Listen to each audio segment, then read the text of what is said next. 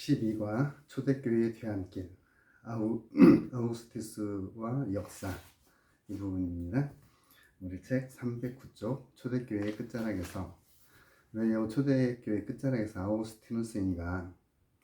아우구스티누스는 카톨릭에서도 개신교 모두 관심이 많습니다.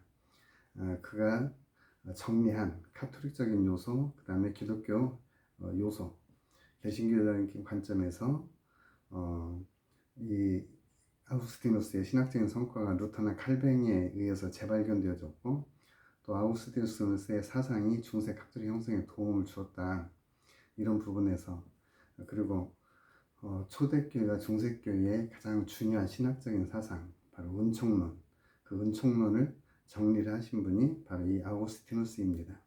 그래서 이 아우구스티누스가 그 전에 있던 모든 그러한 신학적인 것들을 정리함으로써 이제 초대교회가 막을 내리고 아우구스티누스 이후로 중세교회로 이제 전환이 되어집니다. 그러니까 초대교회는 예수 그리스도의 교회가 세워진 때부터 서로마의 멸망, 약 500년, 474년, 500년 이 어간이 중세교회로 넘어가는 때다라고 이렇게 이야기를 합니다.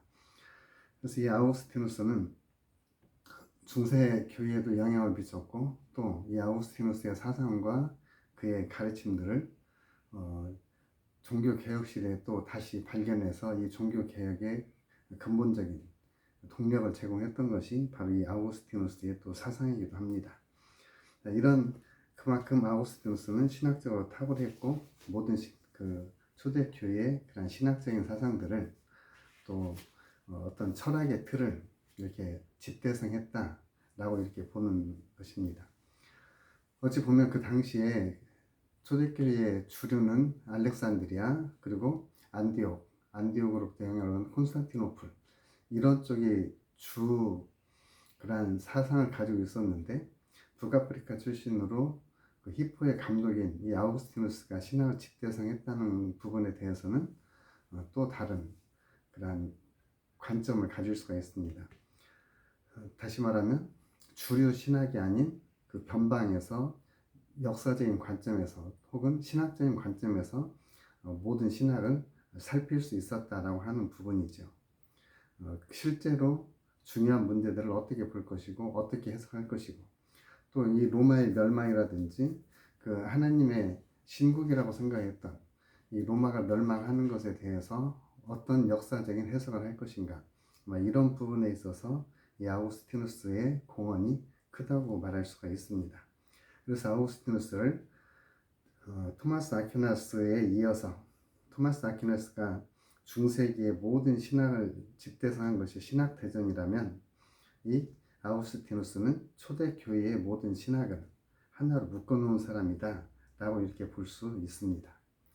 초대교회는 우리가 앞에서 공부했던 것처럼 굉장히 핍박을 받는 교회였고, 그리고 로마의 어떤 정치적인 입지들이 흔들리면서 로마를 제국을 통치할 수 있는 하나의 사상 방안으로, 또 하나의 어떤 도구로 기독교를 그들은 공인을 하고, 기독교의 이러한 정체성을 로마 통치의 어떤 근본 이념으로 이들은 수용을 하려고 합니다. 그래서 콘스탄티누스 황제가 기독교를 인정하고 니케아 공의회를 소집할 때 가이사랴 유세비우스는 이 콘스탄티누스 황제를 13번째 사도라고 하고, 이 로마가 바로 지상에 임한 하나님의 나라, 신국이다, 이렇게 생각을 했던 거죠.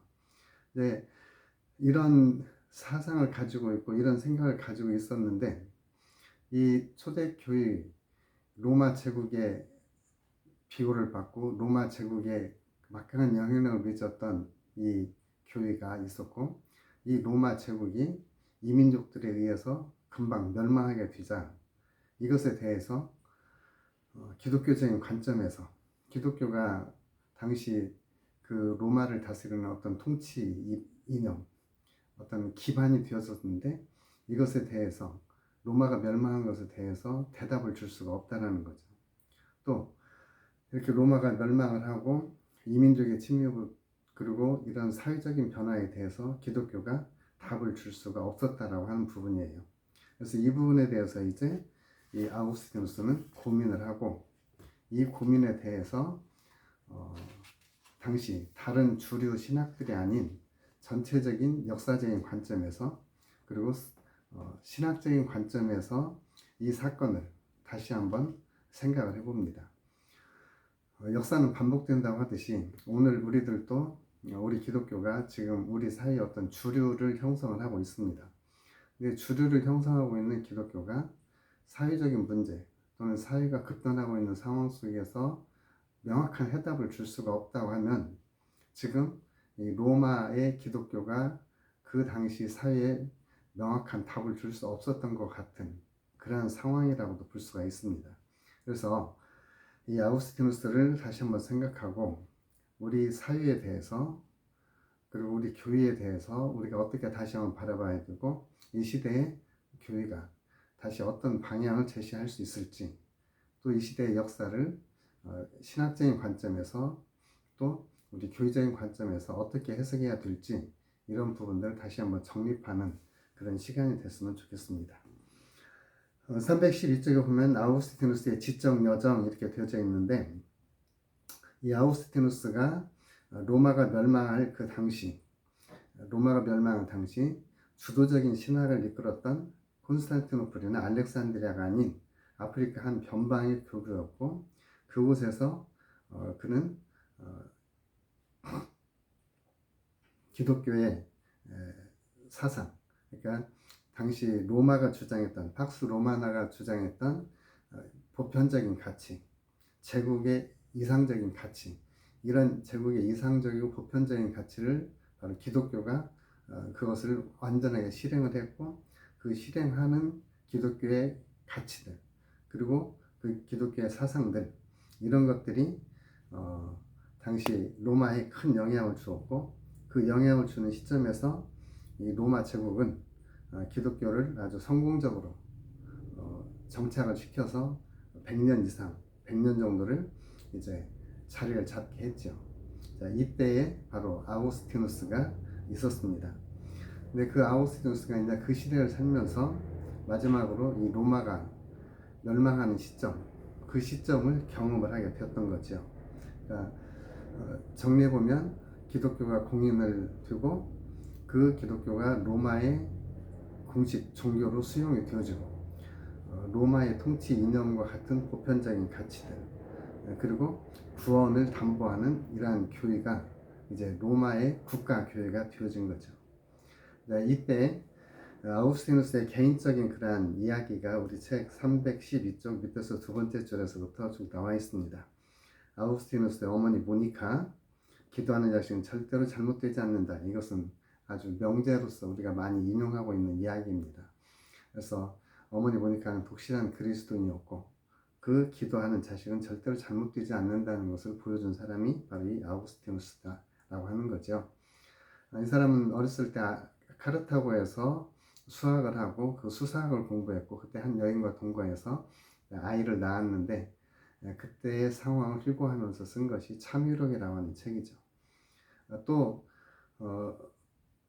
아우구스티누스는 그 후에 또 마니교에 빠집니다. 그 마니교 페르시아에 있던 그 마니라고 하는 사람이 만든 종교인데 그 종교에 잠깐 심취해서 해답을 얻고자 했지만 궁극적 해답은 얻을 수가 없었고 또 논리학, 수사학 이런 것들을 공부하면서 근본적인 문제를 풀고자 했지만 풀 수가 없습니다.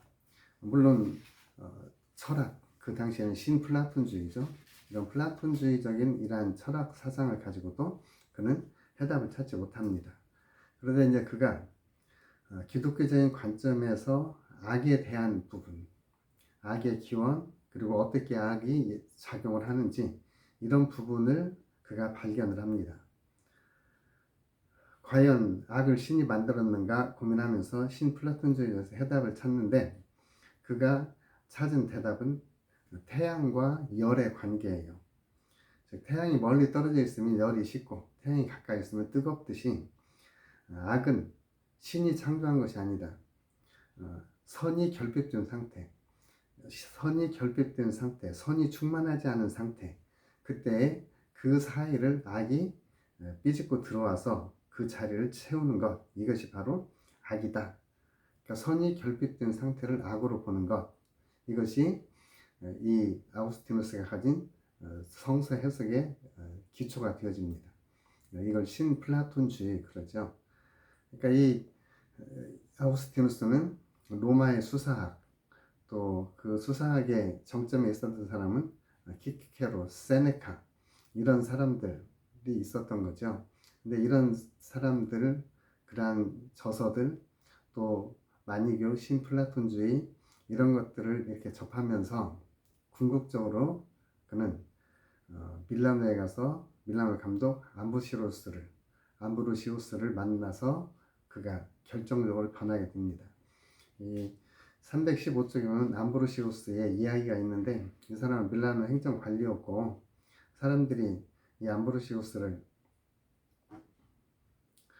감독으로 세운 이야기가 나와 있습니다. 그 이야기는 너무나 극적이라서 그 이야기를 한번 이렇게 읽어보시면은 예화로 사용할 수 있습니다. 이 암브로시우스를 이 아다나시우스가 만나서 이제 이 기독교에 대한 생각들을 정리를 하고 이 기독교 쪽으로 이제 이 아우구스티누스가 회심을 하죠. 또 회심할 때 결정적인 그러한 역사가 316쪽 세 번째 줄, 주변의 아이들이 떠놀면서 노래 중에 톨레레게 집어서 읽어라 이 노래를 듣고 성서를 펴서 읽었는데 로마서 13장 13절에 14절 방탕하고 호색하지 말고 정욕을 위하여 육신의 일을 도모하지 말라, 이 구절이었다. 그래서 이 구절 때문에 이 아우구스티누스가 극적으로 회심을 하였고, 회심한 후에 세례를 받고 그동안 풀리지 않았던 구약의 난제들을 알레고리적으로 해석을 하면서 이제 이 사람이 극적으로 이제 기독교로 회심해서 개종을 합니다. 그래서 아들과 함께 세례를 받고 교사로서 삶을 정리하고 수도사로서 수도의 운동에 전념하기 위해서 아프리카로 다시 돌아옵니다.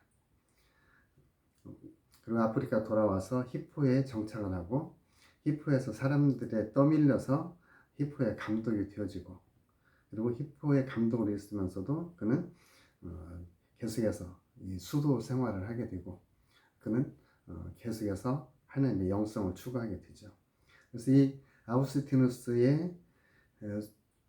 아우구스티누스를 이런 사상, 영향력을 기초로 해서 세워진 것이 아우구스티누스 수도회인데, 이 아우구스티누스의 수도사였던 사람이 바로 16세기 루터였다.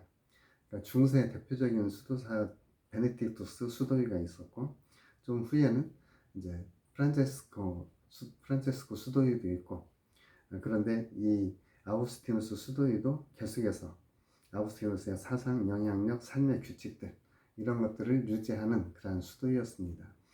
그러한 수도위의 그 면을 계승한 사람이 바로 루터이고, 이 루터가 이러한 삶 속에서 이제 아우구스티누스의 그러한 사상을 다시 재발견하고 그 발견한 그 사상들이 종교 개혁의 발판이 되어졌다라고 하는 것입니다. 이렇게 아우구스티누스가 유명하게 된 한 부분이 바로 펠라기우스와의 논쟁이에요. 인간의 본성이 선이냐 악이냐, 인간의 본성이 타락했느냐, 인간의 자유의지가 신의 은총에 앞서느냐, 아마 이런 부분에 대해서 펠라기우스와의 논쟁을 한 것 같아요. 이제 우리가 펠라기우스의 논쟁을 그 당시 시대적인 정황, 우리가 성경을 텍스트, 상황을 콘텍스트 이렇게 말합니다. 그러니까 우리가 결론만 가지고 말을 하면은 펠라기우스는 잘못되어졌고 아우구스티누스가 옳다 이렇게 볼 수 있는데, 그 당시의 상황을 보면 이 펠라기우스와 같은 생각을 가질 수밖에 없다라고 하는 거죠. 그 당시의 현실, 이 아우구스티누스의 3부작이라고 할 수 있는 참회록, 신공록, 삼위일체 이러한 책들도 그 당시의 상황 속에서 나올 수밖에 없었던 것들이라고 하는 거죠. 그러니까 이제 로마의 기독교가 박해를 받을 때는 정말 신앙이 순수했고 정결했습니다. 그런데 이제 기독교가 기득권 세력이 되면서 도덕적으로 해이해지고 또 신앙적으로 느슨해지게 되었던 거죠. 이제 그러다가 기독교 공인 이후에 100년 정도 지난 뒤에 이 이방 민족들에게 로마가 약탈을 당합니다. 이렇게 약탈을 당할 때 그 기독교적인 내부의 병폐, 이민족의 침입, 이러한 교회 위적인 문제들, 교회 안에서도 내적인 병폐들이 있었고 교회 밖으로는 이방 민족들의 침입이 있었고, 이런 문제들이 바로 아우구스티누스가 살던 당시 사회적인 배경들, 이런 배경들과 이러한 역사적인 사건들을 통해서 아우구스트는 자신의 신학의 모습을 만들어 갑니다. 은총이 무엇이고, 교회는 무엇이고, 하나님의 나라는 무엇이고, 지상의 도시는 무엇인가, 이런 것들에 대해서 이 아우구스티누스는 다시 한번 정리를 해보는 거예요. 문자 그대로 삶과 죽음의 문제, 교회가 지속되느냐 마느냐, 로마가 정말 하나님의 신국이었나, 또 성삼위 하나님께서 살아서 역사하신다면 왜 이 로마가 무너져야 되는가, 이런 부분들이 그 당시 상황 속에서 고민할 수밖에 없었던 문제다. 그리고 이 기독교가 로마 정치에 깊숙이 개입하고 있었기 때문에 기독교에 대한 생각, 기독교가 정치 속에 어떻게 역사를 해야 되는가, 또 이 역사 속에 있는 기독교의 이러한 모습들, 기독교의 가치관들, 그리고 성경과 현실적인 모습에서의 괴리, 이런 것들을 그 당시 상황 속에서 볼 때 다양한 면에서, 다각도에서 볼 때 이해를 할 수 있다는 거죠. 이제 펠라기오스와의 논쟁을 볼 때, 펠라기오스는 브리타니아 제도, 아마 오늘날 영국 지역에서 이렇게 온 사람인데, 이 사람은 합리적인 도덕관을 가지고 있었고 이성적인 신앙을 전파하던 사회개혁자이다. 그가 이 브리타니아 제도에서, 그러니까 영국 지역에서 이탈리아로 와서 로마를 방문하면서 실망을 합니다. 왜냐하면 로마 교회가 서방 교회에 엄청난 영향을 미치고 있었고, 이 로마 교회가 정말로 하나님이 세운 그러한 나라라고 생각을 했는데, 막상 와서 보니까 로마의 교회나 로마의 도시가 종교적으로, 도덕적으로 너무나 타락해 있었던 거죠. 그 사회 속에서 기독교인들도 세상 사람들과 별 차이가 없어요. 윤리적으로 방탕하고 도덕적으로 타락한 모습. 그런데 이제 이 로마 교회는 그렇게 도덕적으로 타락하고 사회적으로 방탕한 이 그리스도인들에 대해서 그들의 죄를 면제해 줄 수 있는 신학을 만듭니다. 이것이 더 충격인 거죠. 죄는 회개하고 돌이켜서 용서를 받아야 되는데, 그들의 죄를 합리화해주고 그들의 죄를 합리화해줄 수 있는 그러한 교리, 그러한 교회의 제도, 이런 것들이 만들어진 것을 보면서 이 펠라기오스는 더 큰 실망을 하게 되죠. 그리고 충격을 받게 되죠. 자, 이렇게 사람들이 죄를 짓고도 그 죄를 합리화해주는 이런 신학들에 의해서 스스로 유한을 삼으면서 살 수 있었던 그 바탕이 뭐냐? 바로 은총론이라는 거예요. 하나님의 은총. 이 잘못된 하나님의 은총 신학에 빠져서 모든 것이 다 은총으로 이어진다라고 생각하면서 도덕적인 해이와 타락을 낳았다라는 거죠. 오늘 우리 한국교회에서 보면 은혜라고 하는 것, 이 은혜라고 하는 것이 하나님의 말씀과 하나님의 가치관, 하나님의 기준 위에 섰을 때 은혜이지, 실제적인 불법과 도덕적인 아니면 윤리적인 사회적인 그러한 타락을 눈 감아주는 것을 은혜라고 생각하면 이건 절대적인 오해죠. 우리 사회와 비슷한 그러한 모습이라고 생각할 수가 있습니다. 그래서 펠라기오스는 로마 시대의 전성기였던 이런 전성기의 도덕적인 가치관과 의무, 이런 것들을 다시 한번 회상을 하고, 그리스도인들은 성서에서 예수가 가르친 엄격한 그리스도의 명령에 복종하도록, 그래서 윤리적인 삶, 그리고 도덕적인 삶을 다시 회복하도록 이 펠라기오스는 강조를 합니다.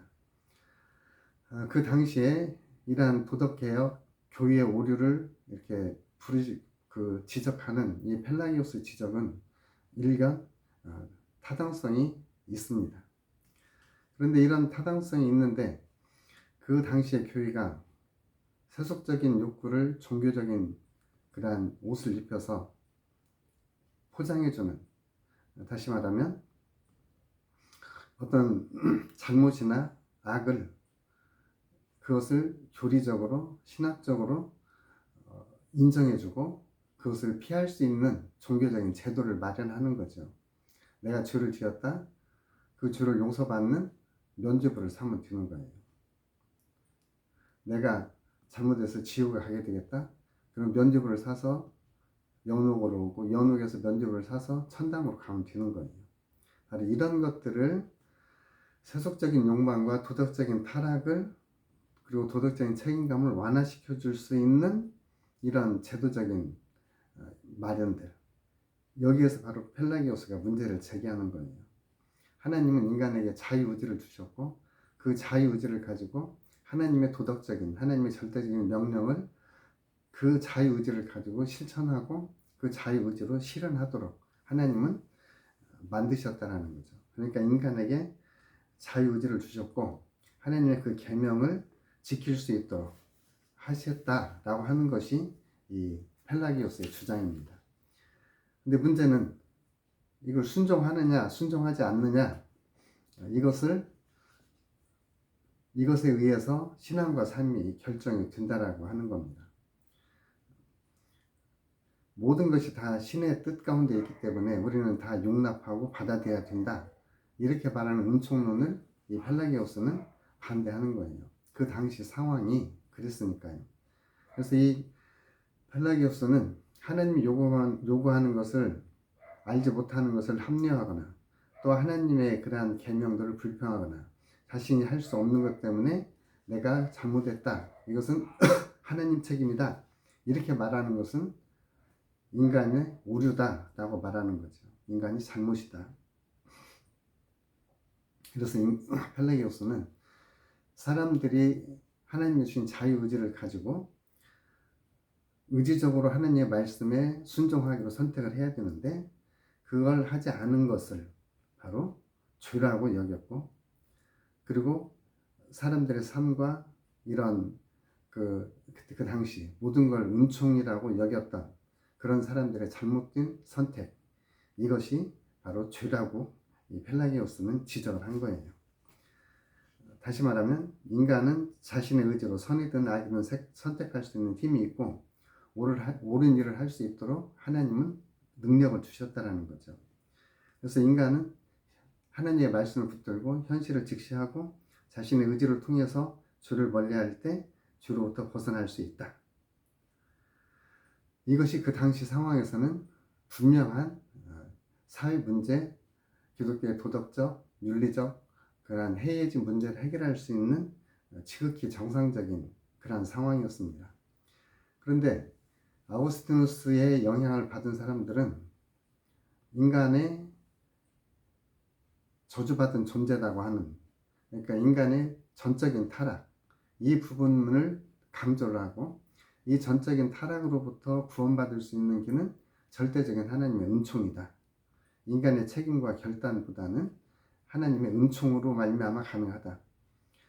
올바른 선을 택하고 선을 택할 수 있는 것도 성령의 도움으로만 가능하다, 이렇게 생각하는 것이 이 아우구스티누스의 가르침이었고, 펠라기오스는 동방신학의 영향을 받았던 그 로마 군대가 영국에 주둔할 때 그들을 선교했던 사람들은 동방교회였는데, 이 동방교회는 이런 아우구스티누스의 은총으로만 가능한 것이 아니라, 하나님의 사람으로 거듭났을 때 하나님의 사람들은 그리스도 안에서 새로운 법을 가지고 살아야 되는데, 그 새로운 법을 양심에 기록을 하였고, 그 양심에 인간의 자유의지가 있고, 그 자유의지가 바로 전적으로 그 자유의지를 따라서 하나님의 은총을 의지적으로 선택하고, 그 은총을 따라서 하나님의 말씀을 따라서 살아가는 것이 필요하다라고 이 펠라기오스는 생각을 했어요. 그런데 이 아우구스티누스는 인간에게 자유의지가 있다고 하더라도 그것도 하나님의 도움이 있어야만 되고, 또 전적으로 자유의지가 없는 인간에게 비난을 돌릴 수 있는 것은 잘못하면 모순이다라고 생각을 하게 되었다라는 거죠.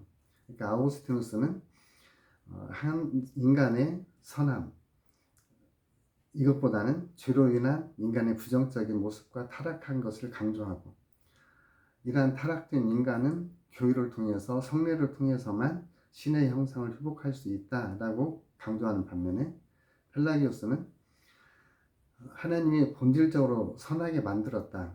그래서 인간은 본질적으로 선하고 그 선함 안에 하나님의 형상이 자리 잡고 있고, 그리고 이 선함 하나님의 형상을 자리 잡은 사람들은 하나님이 주신 자유의지를 가지고 선을 선택해서 선한 삶을 살아가는 것이 필요하다라고 생각을 했던 거예요. 그리고 이 펠라기오스는 교회와 세상을 구분하는 것을 거부를 합니다.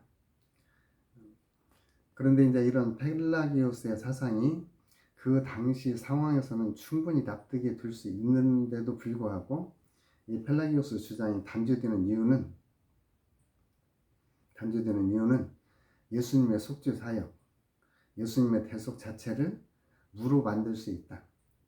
왜 그러냐면 예수 그리스도의 속죄, 예수 그리스도의 대속으로 말미암아 죄를 용서받을 수 있는데, 인간이 자의 의지를 가지고 선을 선택하면, 그래서 선하게 되고 그것이 선함을 나타내는 것이라면 예수님의 속죄가 무슨 필요가 있느냐, 이렇게 만들 가능성이 있다는 것 때문에 펠라기오스가 정죄를 받죠.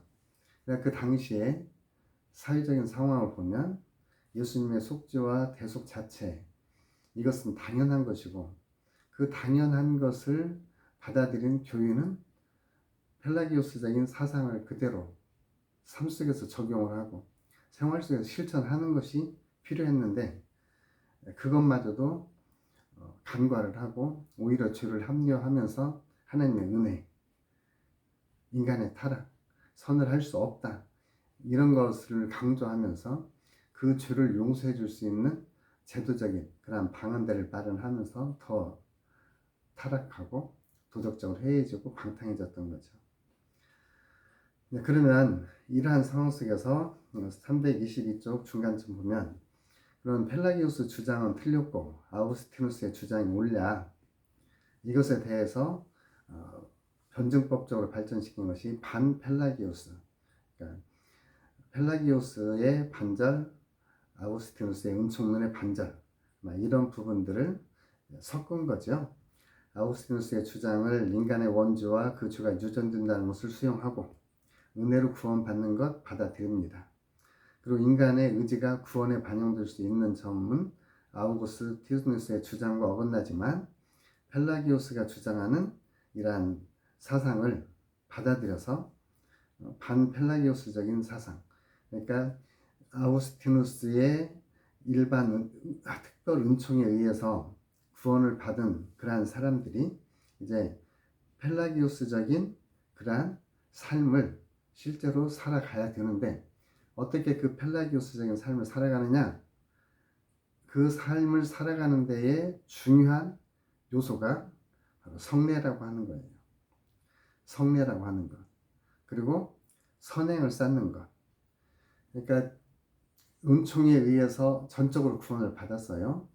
그리고 이 사람들은 세미 펠라기오스적인 사상을 가지고 구원 받았으면 그 구원을 더 확실하게 하기 위한 구원을 인증해 주는 것이 성례라고 생각했고, 그 구원을 더 확고하게 붙잡는 것이 선을 행하는 것을 선행하는 것이라고 생각을 했어요. 그래서 이제 교회를 통해서 성례를 베풀고 교회를 통해서 선행을 하면 은총에 의해서 구원받는 사람들이 더 구원에 가까이 갈 수 있다라고 하는 것이 중세 교회를 지배해 왔는데, 이것을 우리가 반펠라기오스주의, 오늘날에도 이건 카톨릭에도 있고 또 개신교에도 이런 부분들이 좀 있습니다.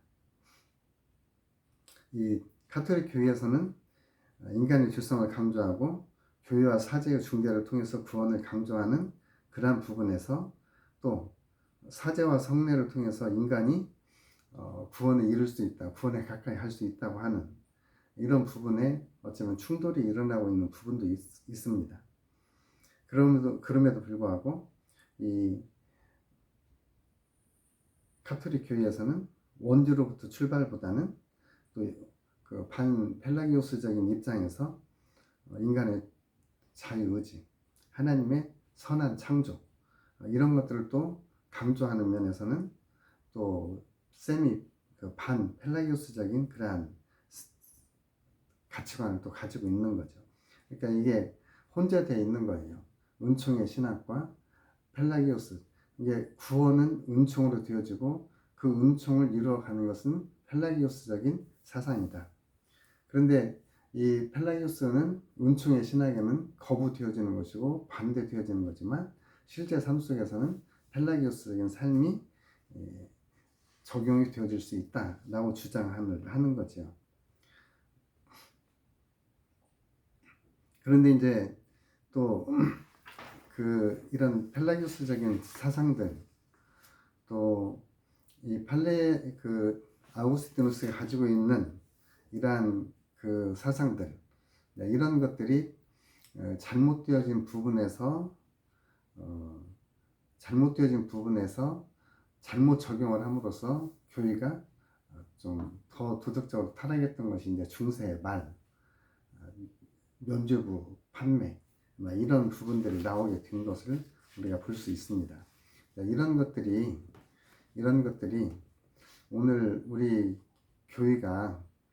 오늘 한국 교회가 어떻게 우리가 이 부분을 적용을 해야 될 것인지, 이 부분에 대해서 우리가 다시 한번 고민해 봐야 될 필요성이 있는데, 우리 교회가 전적으로 하나님의 은총에 맡겨야 되는가, 또 아니면 이런 하나님의 은총을 분명히 우리가 중요하게 여기면서도 이런 펠라기오스적인 발견, 다시 말하면 인간의 하나님께서 은혜로 말미암아 거룩함을 입은 백성들이 하나님이 주신 그 선한 양심을 가지고 선한 것을 의지적으로 선택해서 하나님의 도덕적인 선과 도덕적인 행함을 이루어 나가는 것, 이것이 오늘 우리에게 다시 한번 발견이 되어져야 되겠다라고 하는 거죠. 우리는 어느 한 부분만을 이렇게 강조하다 보면 다 이렇게 모든 걸 포함할 수가 없습니다. 그러니까 전적인 타락, 아니면 인간의 완전한 자유의지, 이 두 가지만 가지고 비교해보면 인간의 자유의지를 주장하는 것은 신학적인 오류가 생길 수 있음에도 불구하고 우리의 어떤 상황들, 우리의 사회적인 현상들을 볼 때는 분명히 은총론, 그걸 넘어서는 이 펠라기오스적인 이러한 사고 체계가 우리들에게 또 하나의 어떤 도덕적인 아니면은 윤리적인 그러한 부분을 다시 제시해 준다라고 이렇게 볼 수가 있는 부분입니다.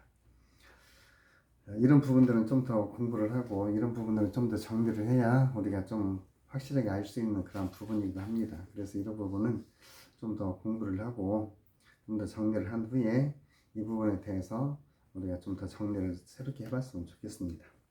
324쪽 아우구스티누스와 역사의식인데, 이제 로마 제국 410년에 고트족 바바리안들이라고 나와 있는 이 사람은 문맹인들이죠.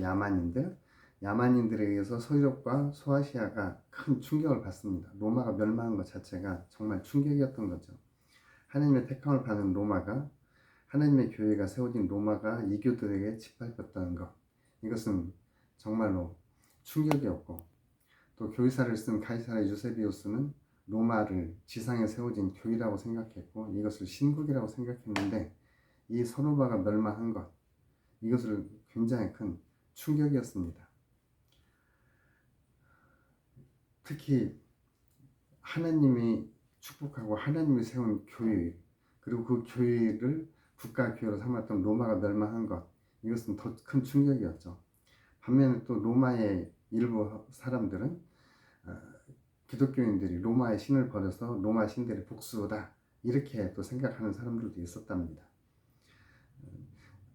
또 이들은 또 구약의 죄를 범한 이스라엘을 하나님이 징계했다가 용서해 주신 것처럼 이 로마가 이방인의 침입과 약탈 속에서도 다시 살아나고 회복될 것을 기대했지만 실제적으로 그렇게 되는 것이 현실적으로는 그러지가 않았습니다. 자, 이런 로마의 멸망이라는 충격적인 사건, 이것이 신의 실패인가 아니면 신이 로마를 버린 것인가, 이런 부분에 대해서 현실적으로 고민할 수밖에 없는 거죠. 이러고 사람들은 그 원인을 기독교인에 돌리고, 또 이 부분에 대해서 아우구스티누스는 그 상황을 어떻게 정리를 해야 될 것인가. 그래서 이 부분에 대한 정리를 326쪽 네 번째 절에 보면, 외부의 모독과 내부의 혼란스러움에 대한 해답으로 아우구스티누스는 신국론을 413년부터 13년간 저술하였다. 그 당시의 상황을 기독교인의 시각으로 설명해야 할 책임감을 느꼈고 그 바탕 위에서 저술해 갑니다. 로마가 멸망한 것은 하나의 제국이 무너진 것이 아니다. 유정자들이 잘못했든 신학자들이 이 황제를 잘못 조언을 했든 그것 때문에 발생한 정신적, 사상적, 물적 토대와 가치의 붕괴에 대해서 해명이 필요한데, 그것을 해명하는 그러한 의도로 지어진 책이 바로 신국론이다. 하나님의 나라가 이 땅에 도래했던 것이 여겨졌던 로마 제국의 공식 신학의 가르침이 무너진 상황, 그 상황에 대해서 이 아우구스티누스는 새로운 전환점을 마련하고자 이 신국론을 저술을 합니다. 그래서 이 아우구스티누스는 신국론을 이끌어가는 핵심은 사랑이다. 근데 인간의 이기적인 본성이 작용하는 것이 지상의 교회이고, 이타적인 사랑을 가지고 이루어지는 것이 천상의 도시 신국이다. 그래서 지상 도시인 로마는 신의 도성이 아니라 인간의 도성이고, 그리고 이것은 이 인간의 도성은 영원할 수가 없는 것이다. 신의 도성과 지상의 도성, 이 가운데서 그리스도인은 무엇을 해야 되느냐? 그리스도인들은 지상의 도성을 위해서 기도해야 할 의무가 있다고 하는 것이 아우구스티누스의 주장입니다. 지상교회는 지상의 국가와 일치시키면서 자기 탐욕과 이기심을 쫓아가는 부독덕을 환기시켜야 되고, 사실 기독교 자체가 모순이 있어서 로마가 멸망한 것이 아니라 인간의 잘못된 행동 때문에 지상의 도시가 죄악에 물들어 도덕적으로 병들고 고결함과 품위를 저버리고 타락하고, 그 타락의 결과가 바로 로마의 멸망이었다라고 하는 것이죠. 그 당시 세계관은 순환적 세계관이었지만 이 기독교적인 세계관은 창조에서부터 완성을 향해 가는 그러한 히브리적 사고 체계, 히브리적 역사관이에요.